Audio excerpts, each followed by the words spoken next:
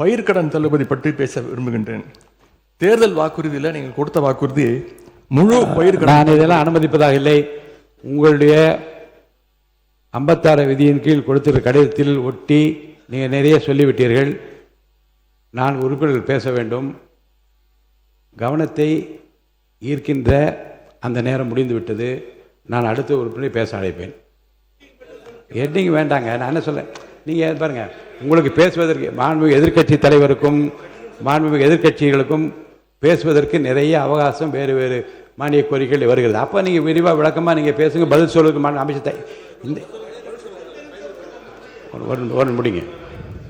ரெண்டாவது, இந்த பயிர்க்கடன் தள்ளுபடி நீங்கள் தேர்தல் வாக்குறுதி கொடுத்துருக்கிறீங்க, முழு பயிர்க்கடன் தள்ளுபடி அப்படின்னு. மாண்புமிகு பேரவைத் தலைவர் அவர்களே, மாண்புமிகு எதிர்க்கட்சி தலைவர்கள் கொடுக்கின்ற சிறப்பு கவன ஈர்ப்பு தீர்மானத்தில் அது இடம்பெற்றிருக்கிறதா என்பதை அறிய விரும்புகிறேன். போதும்.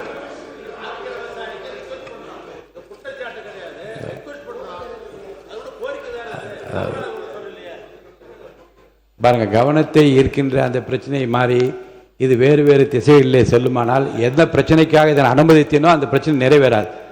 அருள் கூர்ந்து இதற்காக தான் நாங்கள் விவசாயிகள் போராடிட்டு இருக்கிறாங்க. நீங்கள் பயிர்க்கடன் தள்ளுபடி முழுமையாக கொடுப்போன்னு சொன்னீங்க, கொடுக்கல. இதையும் சேர்த்து தான் அங்கே விவசாயிகள் இங்கே போராட்டத்தில் ஈடுபட்டுருக்கிறாங்க.